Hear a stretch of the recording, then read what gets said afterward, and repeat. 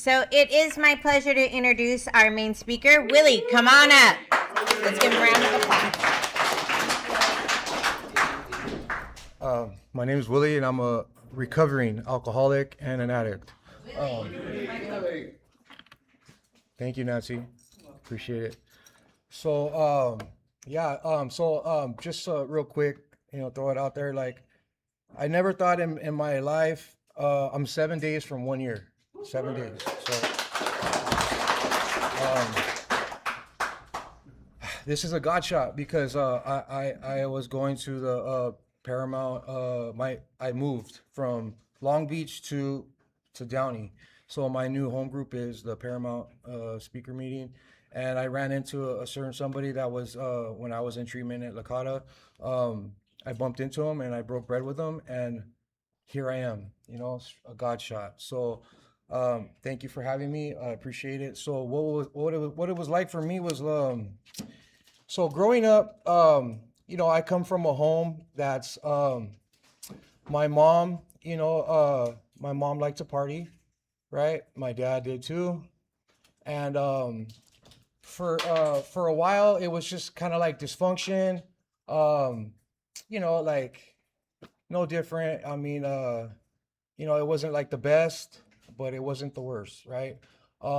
Made it work. I used to gravitate to the streets, right? Like my neighbors down the street who had a better environment, I would go there, when my environment was a little bit off the hook, right? So I was exposed to, gangs. My sister was in a neighborhood, a different neighborhood, but like my mom, I think my mom was like the first person to give me a sip of alcohol, right? And then, like I always, my dad, partied for a while, and then he kind of stopped, because he got saved. And I just want to, first and foremost, I want to thank my higher power, which I call Jesus Christ, uh, um, and for saving me and giving me this opportunity to break bread with you guys. So, my dad stopped and my mom continued. And I always kind of wondered, right? Like, my mom was like, she was there, like, she took care of us, like, clothes on our back, got us to school, made food, but always checked out after that. Like, no, like, connection, no, like, I only got so much motherly attention from her, and I always kind of wondered why. Well, I mean, later on in life, my mom broke bread with me, and she had some untreated trauma, right? Some sexual misconduct, and I don't need to get into it, but that's why my mom was always getting loaded. So I take after my mother, so I navigated towards that. And, my dad had got saved, right? He became a born again Christian. And I was just like, that's cool, but I'm over here, I'm doing this. So like no emotional intelligence, right? Basing my decisions on feeling rather than principle, right? So I got from the neighborhood, right? And before you know it, there were spurts of like I had a job, I had a car, this, that, but once the nickname, once I started sewing into the nickname and the neighborhood, then I absolutely lost myself, right? Because now, and then once I got drugs involved, like drugs were my solution, right? Like no matter what my situation was, like it could be bad, all bad, but once I got loaded, like it was like adding color to it, or like somebody lives in a dysfunctional home and they buy a plant to take your focus off the dysfunction. So I got a track mark in my throat, so I feel you, brother, on that. Track mark in my throat, prison. I got like 8 prison terms. I've been to prison, like different prisons, like multiple times. Getting out, doing the same thing and expecting a different result, right? Like I used to tell myself, well, if I just do this, this, and this, and not hang out with them, maybe it'll be different. But little, lo and behold, you know how it ends. It usually doesn't end good, right? Back in the system, and so like the upbringing is, no different from your guys's, right? Neighborhood, drugs, guns. I was addicted to the lifestyle, right? And the drugs were my solution. Like I when I was coming up, I was kind of like a fat kid, so I didn't really get the girls. So I navigated towards like getting in trouble, putting in work, and sewing into this identity, right? Which was creeper, born and raised in Whittier, and eventually that I had to pay, for my decisions that I made, right? So I caught a case in 23. I was rolling around, and I got a car, working for my homeboy, you know, and it was an Audi A6, right? So it's like I came up because I didn't pay for it. So I'm rolling around, I'm doing this, I'm doing that, I'm working for the guy that's in Centinela, and he's a lifer, right? So he had, and this is like when I first caught this case, I went to La Cata, which is in Southgate, and then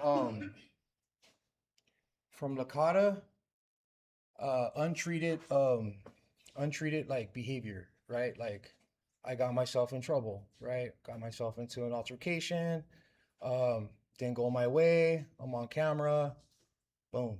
So I went from La Cata, then I thank God that my dad was in the same Bible study as Raul.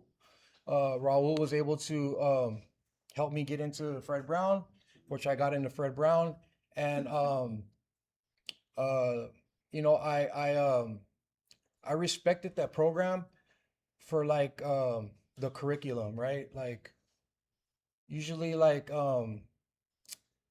at first, like when Nancy would pull up, she's like, "All right, gentlemen, let's do this thing," and I would be like, "What's what they put in her? Like, what's up?" Like she would be like, she would just make me like want to cuss, like, you know, like 'cause she was like, constantly like, get in line. I was like, "Damn, what the, like, what the, but her heart is, man, dude, like, grateful for that, because now I know why she does that, She definitely has she hears the heartbeat of the spirit, and you know, uh, and she's like a living testimony, man, of this program works, right? Look around. There's a lot of people that work for Fred Brown that are like, if you're doubting, look around, man. Like, there's a lot of people that put in the work and work the program, and it didn't happen overnight. So, like, I say this, when I went from Lakota to Fred Brown, I was able to graduate, right? So I'm alumni, and I got into the RBH, right? And like, like, no matter what, man, like, there's gonna be people here for different reasons, man. Like, different reasons. Like, he's only here because he has nowhere to go. This guy's only here because he has a case hanging over his head, a joint suspension, trying to get his kid back. I mean, whatever the case may be, I mean, you have to really like look at it like, however you're here, it's by the hand of God, period. Because God uses all things, not just good things, all things to get our attention. Like, hey, if you're on a court card, whatever it takes, right? You're in a meeting, right? And you're bound to hear something that might jar something loose, right? So like for me, I mean, it was like I had a lot of gang stuff. I had a lot of like, don't you know who I think I am? Or like a lot of prison, like, hey man, like don't tell me what to do, or like what'd you say? Or just like feeding into this old identity, right? Where like so I got the boot, out of the RBH, right? Because I wasn't like sticking with what got me to that point, which is like going to meetings, working with a sponsor. Like I was the type of person that I didn't like to reach out, you know, like my sponsor was a great sponsor, 43 years, you know, Pat Perry, like this dude's like recovery, you know, like, and like, I was just like, I was the type of person, like I had this prison, like still mentality where I would just um, like gauge the room, you know, like watching how people move, you know, not necessarily listening to what they say, watching how they move, right? Because that speaks more volume than anything, right? So for me, it was like I didn't want to reach out, you know, so it was a little difficult for me, you know, but I made a bad choice, and I mean, man, I got it was like 24 of January, New Year's Eve. I went, I had my car, right, which is like my ball and chain, you know, because I did a lot of bad stuff in that. So like that car was like not good. But I went out with some girl I met at a meeting, right? And she's from South Carolina, and you know, and before you know it, like, oh, you know, I'm so used to, you know, let's get drunk, you know, like we can get away with it, you know, we deserve that, right? So they dropped the bottle on me, and you know, at the time I was taking Suboxone, right? So I can't, you know, I can't like look around for pee. Hey, you got Suboxone? You take? So I should have had some pee in the cut, but I didn't, right? So you know that caught up to me. But I mean, I say that to say this: that decision set me back a year and a half, because I squandered the opportunity God gave me, right? I was in Lakota, and I even came back. I even came back real quick. They allowed me back, and I got in a fight. You know, like my Achilles heel, right? I got in a fight, and it was like stupid. Like, why did I do that? And my dad, you know, like my dad, he cut me loose. He took me back to the neighborhood, and he's like, "You're on your own," you know. So I took it like, okay, so I'm back at it, right? On fentanyl, on heroin, on meth, on whatever, you know, like I was the type of person like I didn't want one to get lonely, so I would do everything, you know, like, you know, and then you know, like I mean, how many times have I OD'd? I can't even count. Um, can't count. Like I think I got Narcan one time, and I got pissed at the person who Narcan me. You know, like why would you like? That's just nuts. The my thinking, right, was just far gone, right? And what happened was is I was already smoking fentanyl, right? And my homeboy knew this in prison. He knew this. So something happened. We robbed this guy, whatever, you know, and the outcome, he ends up telling on us. And it really wasn't not my fault, but I got busted. So I'm in jail, and this is like June of 25, June of 25. And man, like I'm on paper, right? I got a court case at a CCB.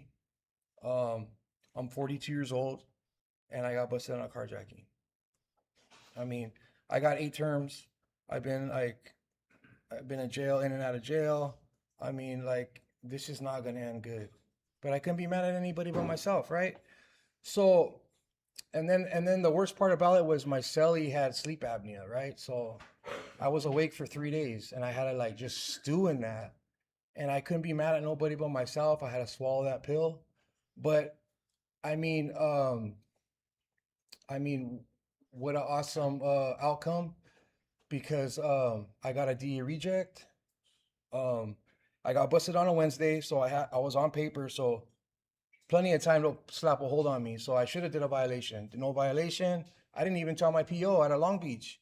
And when I went to go see her, she was like, "What's up?" And I was like, what do you mean, what's up? You know, because I like when I got out, I completely forgot about the whole thing. Like I just wanted to put it past me. But you know, my PO's like, "What's up, man? What's up with you?" And I was like, "Oh, that, you know, all that." So that they got the wrong guy, you know. So, but you know, needless to say, you know, I still had, you know, a violation coming, right? So I wasn't able. I escaped all that. So there was like too much God in that variable for me not to believe, right? And then I continued. I went back to my outpatient, and my therapist at La Cara, she told me, "Look, we're not gonna go to bat for you if you don't check in." So what am I gonna do, right? I have to make a choice. I checked in. I got rid of my car. I gave my car away, and I went to La Cara, and I didn't look back. You know, like by the grace of God, man. Like you could look at it two ways. You could like you could see the God in this situation and like change your inner self. Like there's people that have clean time, and then there's people that have clean time and repentance. Like repentance means change your inner self. Because if you change your behavior, right, the drugs on the table could be right there. And if your behavior's changed, then those drugs ain't gonna bother you. You know what I'm saying? Like, I mean, that's just what it is, you know, like, but it took me, I mean, I was just like so blown away, right? So I went through treatment and I was like, my prayer was, God, show me the red flags, right? So in treatment, again, people are there for different reasons. They got different, everyone has their situation. So like, I would pay attention to like just someone's conversation, right? If it's like, if I mean, no, I'm not judging. It's just, this was just for me because I was so easily taken back, you know, over something like somebody you're getting mad at or just a girl. I just had to keep it like I had to keep it like strict for myself because I mean if I was gonna get this, then I mean we used to do whatever we had to do in the streets, right, to make it happen.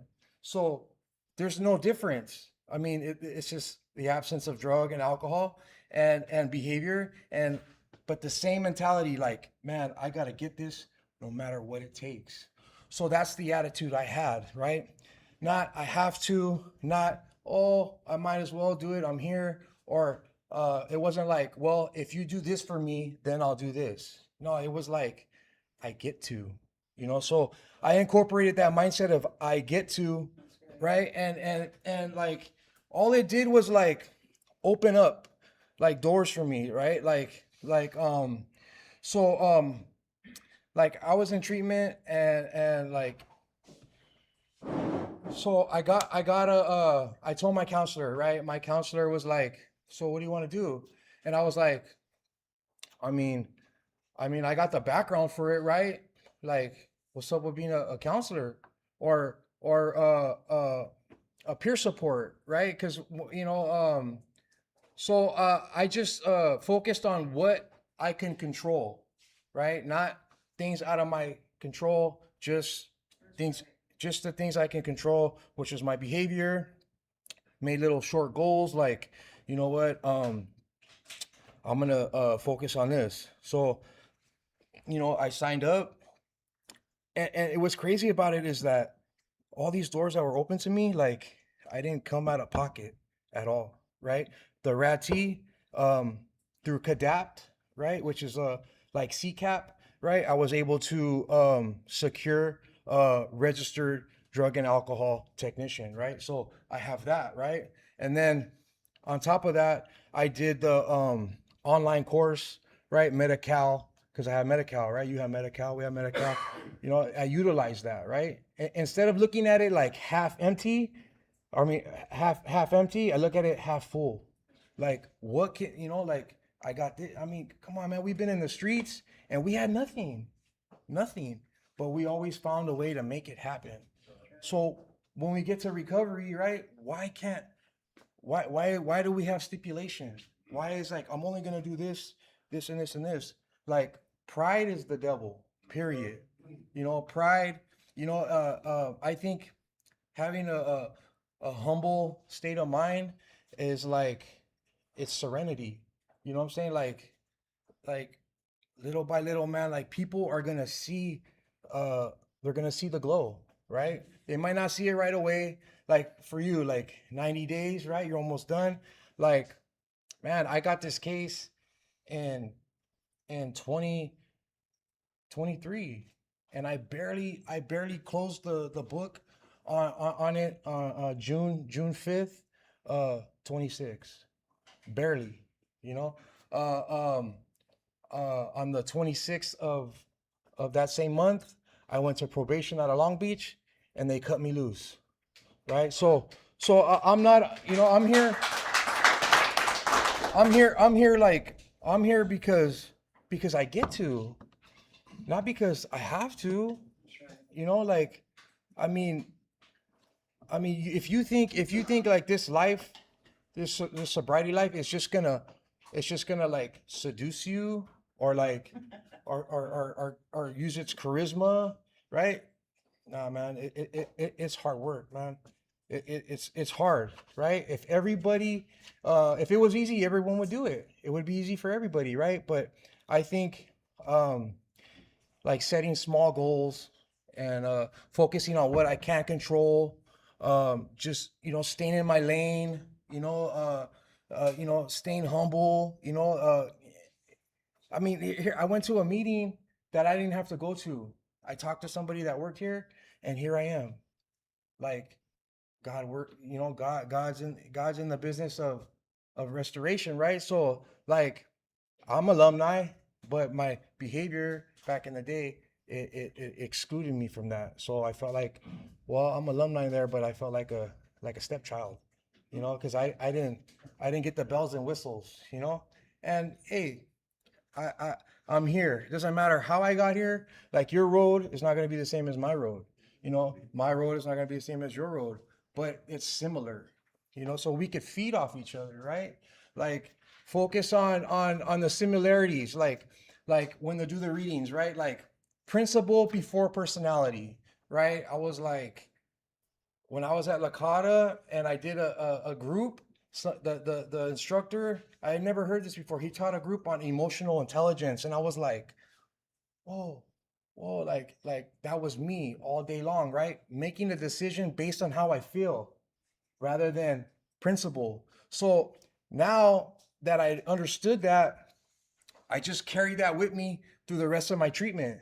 Like, if it was like, well, is this my personality or is this principle? And then like there's another thing in the reading. It goes,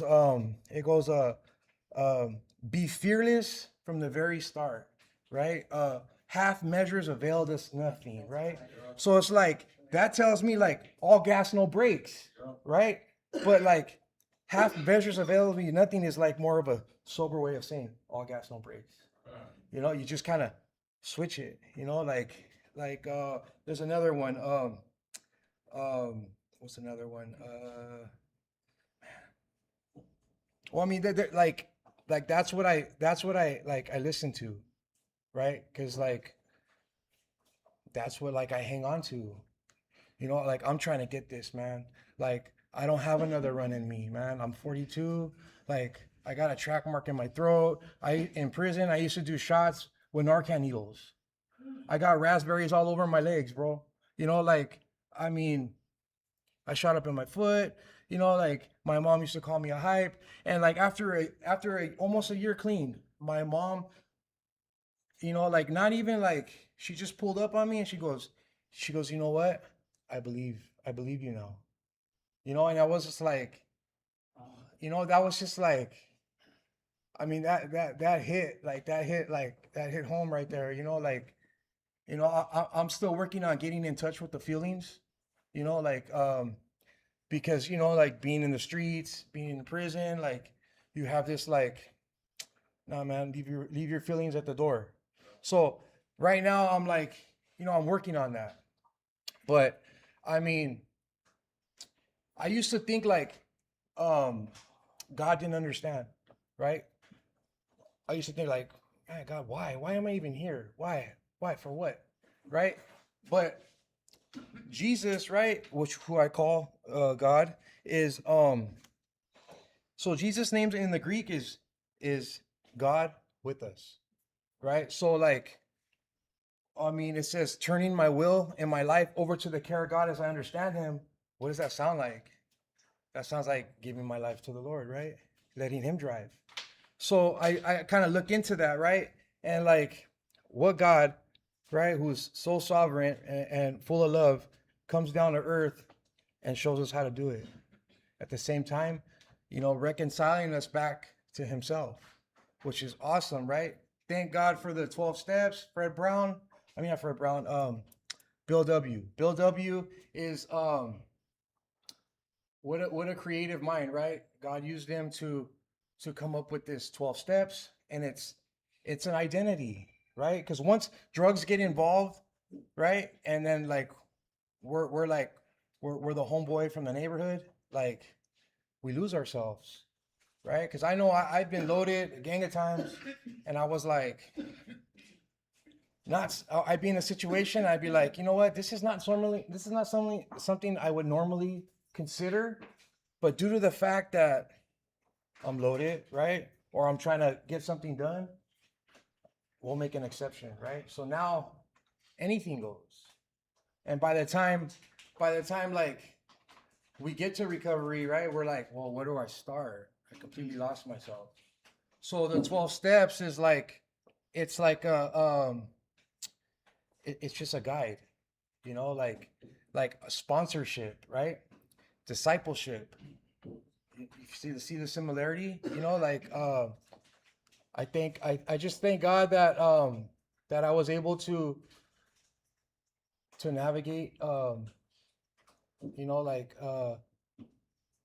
not give up, like I mean, we used to